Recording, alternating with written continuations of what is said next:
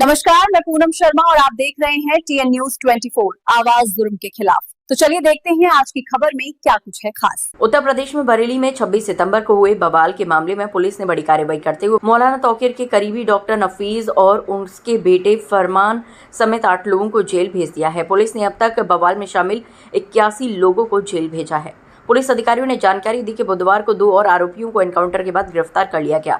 सीबीगंज थाना पुलिस की टीम ने दोनों आरोपियों को मुठभेड़ के दौरान पकड़ा। गिरफ्तार किए गए आरोपियों के नाम इदरीश और इकबाल बताए गए हैं। इदरीश पर कुल 20 आपराधिक मामले दर्ज हैं, जबकि इकबाल पर 17 मामले पहले से ही चल रहे हैं। एसएसपी अनुराग आर्य ने एसपी सिटी ऑफिस में प्रेस कॉन्फ्रेंस कर बताया कि हम लोगों की टीम सीसीटीवी, ड्रोन सहित अन्य वीडियो के माध्यम से हिंसा करने वाले लोगों की पहचान कर गिरफ्तार कर रही है। हमारी टीम उन लोगों को खोज रही है जिन्होंने इस हिंसा को भड़काया था। एसएसपी ने बताया कि हम लोगों को पहले जानकारी मिल गई थी कि यहाँ पर हिंसा हो सकती है और उसमें कुछ अराजक तत्व शामिल हो सकते हैं। इसके बाद हम लोगों ने इस कार्यक्रम के लिए मना कर दिया था, फिर भी इसे किया गया जो कानून के बाहर है। उन्होंने कहा कि भीड़ एकत्रित होने के चलते हिंसा हुई थी। पुलिस ने पहले ही बता दिया था कि इस्लामिया ग्राउंड में किसी भी तरह का कार्यक्रम करने की परमिशन नहीं है। एसएसपी ने बताया कि व्हाट्सएप पर पहले ही योजना बनाकर इस्लामिया ग्राउंड में नमाज के बाद भीड़ एकत्रित की गई थी। उन लोगों को पता था कि अगर एक साथ नमाज के बाद सब लोग निकलेंगे तो ग्राउंड में ज़्यादा भीड़ पहुंच सकती है। इन लोगों ने सोशल मीडिया के माध्यम से भी हिंसा को भड़काने की योजना बनाई थी।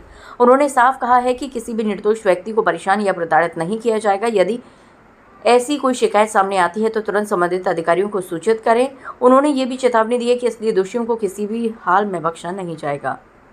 का ये डीएम जिला मजिस्ट्रेट के द्वारा लागू की गई है, उसका पूर्णतः अनुपालन हम लोग सुनिश्चित करेंगे, तो उसी का अनुपालन किया जा रहा है। डॉक्टर नफीस ने सर पूछताछ में क्या बताया कि कब से प्लानिंग चल रही थी इस पूरे बवाल को करने की, कहाँ से लोग बुलाए गए थे? जो कोतवाली पुलिस के द्वारा गिरफ्तार किया गया है डॉक्टर नफीस और उनका पुत्र, इससे पूछताछ में ये बातें प्रकाश में आई हैं कि 19 तारीख को जब ये अपील जारी की गई लगभग 1 हफ्ता पहले, और उसके बाद लगातार संवाद स्थापित किया गया और बताया गया कि इस प्रकार का कोई भी कार्यक्रम लॉ एंड ऑर्डर के पॉइंट ऑफ व्यू से, क्योंकि त्योहारों का समय है और उसके साथ साथ पहले भी इस तरह के जब कार्यक्रम हुए हैं तो काफ़ी समस्याएं पैदा हुई हैं, बहुत घटनाएं हुई हैं, तो इसको करना उचित नहीं रहेगा, इसलिए इसकी अनुमति नहीं दी गई।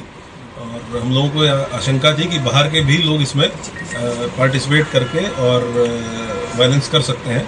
ये सारी चीज़ें बताई गई, उसके बावजूद भी जब ये नहीं किया गया तो पहले दिन जो ये डॉक्टर नफीस है, इसका लड़का फेसबुक पेज है जो आईएमसी का, उसको संचालित करता था। ये बात इनसे पूछताछ में सामने आई है और उसी फेसबुक पेज पे वही अपील जिसको नदीम ने भी शेयर करने के बाद 2 घंटे बाद कहा था कि ये मेरे साइन नहीं है, उसी अपील को डॉक्टर नफीस के लड़के जो दूसरा अभियुक्त है जो पकड़ा गया है, जिसका नाम है फरहान, इसने आईएमसी के ऑफिशियल जो फेसबुक पेज है उस पर पहले अपलोड किया और प्रशासन को गुमराह करने के लिए उसका स्क्रीनशॉट शेयर किया प्रशासन के साथ रात के समय, और फिर थोड़ी देर बाद ही उसको फेसबुक पेज से डिलीट कर दिया। सर, अभी तक जांच कहाँ तक पहुंची और कितना अभी वक्त लगेगा पूरे तस्वीरें में साफ होने में? अभी तो समय लगेगा क्योंकि हम लोग अभी इन्वेस्टिगेशन कर रहे हैं और अरेस्टिंग इंश्योर कर रहे हैं। उसके साथ साथ अलग अलग टीमें, उसके साथ साथ जनपद में त्यौहार का समय है तो हम लोग लॉ एंड ऑर्डर ड्यूटीज़ में भी काफ़ी फोर्स हमारी एंगेज है, बाहर से भी काफ़ी फोर्स लगी हुई है। और जैसे जैसे हम लोग डेली बेसिस पे शाम को आपके साथ सारी प्रोग्रेस शेयर करते हैं, जो भी गिरफ्तारियां हुई, पूछताछ में क्या बातें प्रकाश में आई और जो भी नई चीज़ें प्रकाश में आती हैं उसके बेसिस पे इन्वेस्टिगेशन को कितने लोग यहाँ पर आए थे और उन्होंने इन सबको, ये नंबर तो आपको जब इन्वेस्टिगेशन कंप्लीट हो जाएगी तभी दे पाएंगे कितने लोग, लेकिन डेफिनेटली जो अब तक गिरफ्तार हुए अभी तक हम लोगों ने जो आज भी 2 व्यक्ति पुलिस मुठभेड़ में पकड़े गए हैं वो जनपद शाहजहांपुर के रहने वाले थे, जिसमें पूछताछ में पता चला है कि नदीम खान जो जेल गया है, जो जनपद शाहजहांपुर का रहने वाला है, उसके द्वारा इनसे संपर्क स्थापित किया गया था। और बाकी भी हम लोग पता कर रहे हैं, हम लोग सर्विलांस के माध्यम से भी। पश्चिम बंगाल और बिहार के कितने लोग हैं इसमें? जो लोग जेल गए हैं उसमें से कुछ लोग पश्चिम बंगाल और बिहार के रहने वाले हैं, इसमें 3 लोग ऐसे हैं जो अन्य प्रदेशों के रहने वाले हैं। तो हम लोग ये अभी और इसको सर्विलांस के माध्यम से भी तस्दीक कर रहे हैं कि कौन कौन लोग थे। ये भी देखना इंपॉर्टेंट है कि जो लोग वहाँ के रहने वाले हैं वो यहाँ कितने समय से थे, तो हम लोग उस पर भी इन्वेस्टिगेशन कर रहे हैं कि क्या ये कुछ समय पहले आए थे या लंबे समय से यहाँ थे। जैसे चीज़ें क्लियर होंगी